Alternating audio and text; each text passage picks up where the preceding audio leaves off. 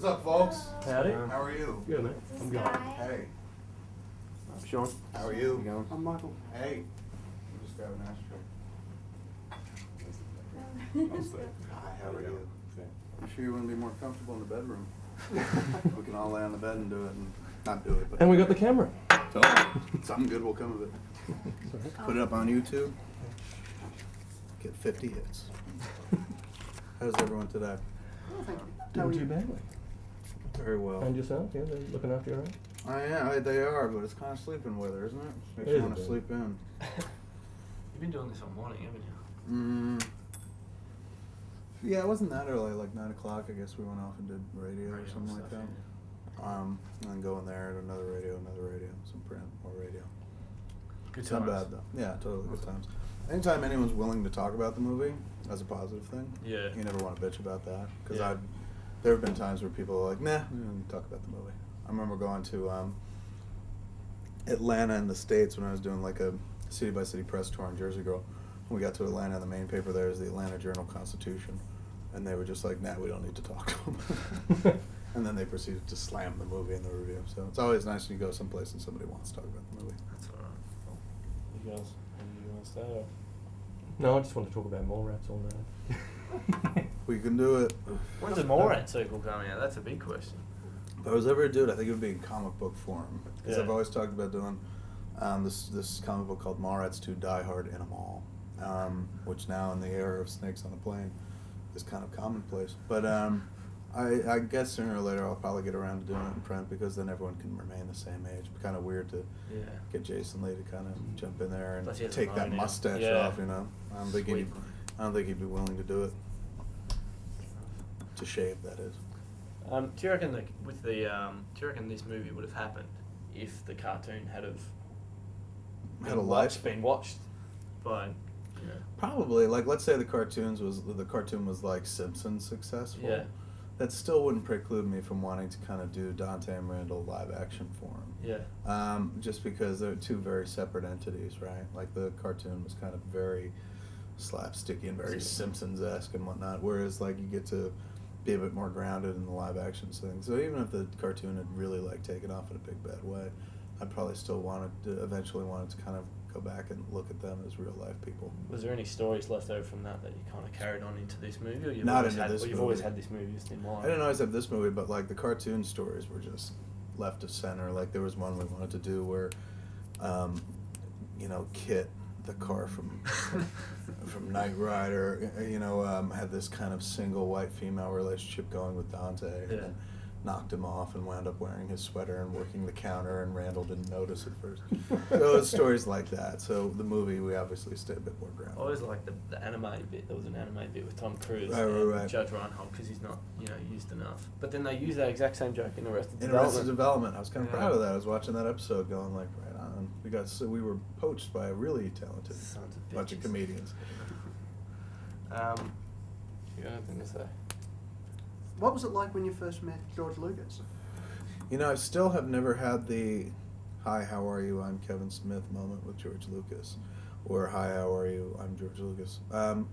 It never happened. I was at the closest I ever came was, we've sound mixed at Skywalker since Dogma, and is up there is where he's also got Lucasfilm, although he's now branched that off into an area called the Presidio in San Francisco. But everything used to be up on the ranch.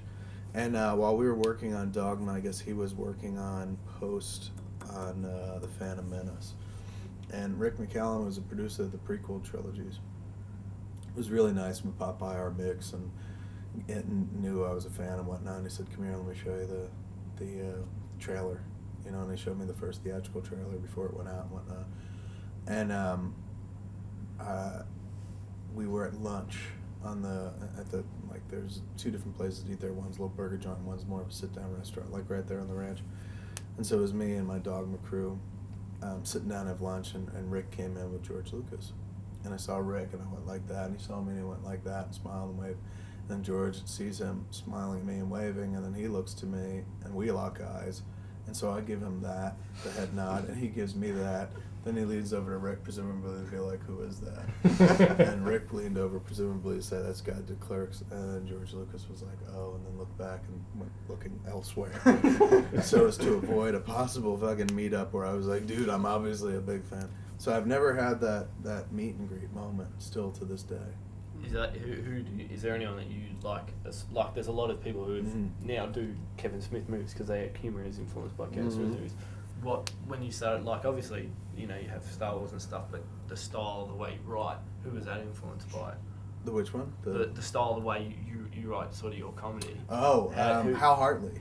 Like, you know, the guy who made Trust, this movie called okay. Trust, Yeah. and The Unbelievable Truth. And I met him long before I ever made a flick. I think there was a screening of his movie Trust, like a retrospective screening of it at the Public Theater up in Manhattan.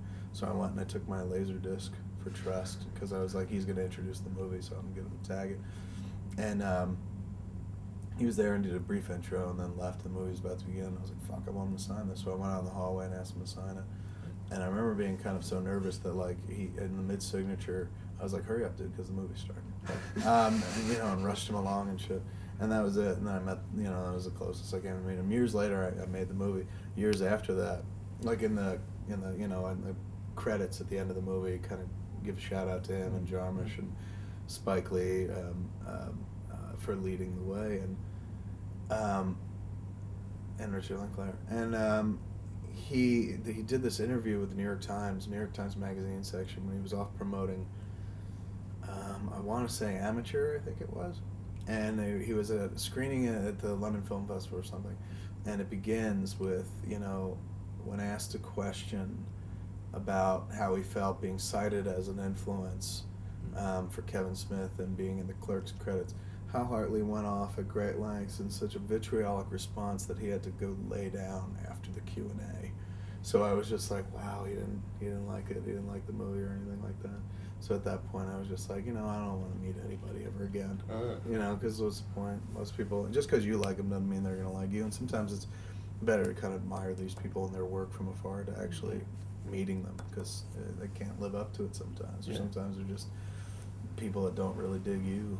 Well, is there any, like, any particular, like, I suppose a lot of people come to you with their comedy and stuff and all that sort of stuff. Is there anything, I mean, you haven't been in Australia long, but is there anything you know of Australian comedy at all that you...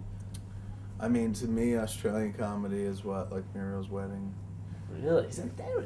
Yeah. And what else would there be? Cite me an example. Oh shit, we're gonna be The Legend, the Castle? the Castle. Castle I've seen, really liked. Of course. The guy, Priscilla? Priscilla, there's a Priscilla, I've seen and really liked. There was that whole period where there was like a lot of Australian It was imported, good, yeah. Sort of Strictly Renaissance period in the ballroom. early 90s, Yeah, mid-90s. totally. Right around the time that we were making our stuff, There's or a- even a little before. There's the guy, I think you talked to, Tony Martin this morning on Mhm. one of the radio. I've never seen his flick, but I hear it's quite funny. Yeah, they're like... I liked him They're very like much. Australian comedy royalty. There's like a group of 15 of them that... Yeah, Really? He's a sharp guy, Tony. He's very Mhm. good. Really good guy, fun interview. No, the only Australian filmmaker that I've met and know or could say that I've ever spoke with, I guess, was Murali, the guy that did 237. Okay. And he was a really nice guy. Not what I would call a comedian, but, you know, very nice guy. Suicide's always funny. It was a killer comedy. I was like, this is some funny shit. He was like, it's very serious. So, oh, right on.